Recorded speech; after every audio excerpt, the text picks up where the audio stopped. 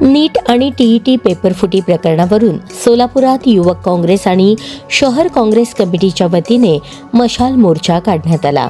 खासदार प्रणिती शिंदे यांच्या प्रमुख उपस्थितीत 4 पुतळा चौक ते डॉक्टर बाबासाहेब आंबेडकर चौक असा मोर्चा काढून केंद्र आणि राज्य सरकारच्या विरोधात निषेध व्यक्त करण्यात आला। यावेळी केंद्रीय शिक्षण मंत्री धर्मेंद्र प्रधान आणि राज्याचे शिक्षण मंत्री दादा भुसे यांच्या राजीनाम्याची मागणी करण्यात आली।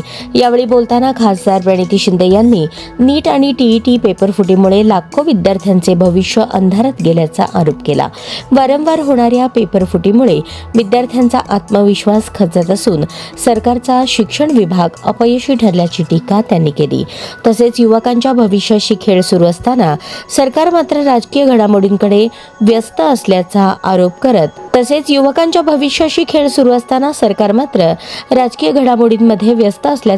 करत या संपूर्ण प्रकरणातील खऱ्या सूत्रधारांवर कठोर कारवाई करण्याची मागणी त्यांनी केली।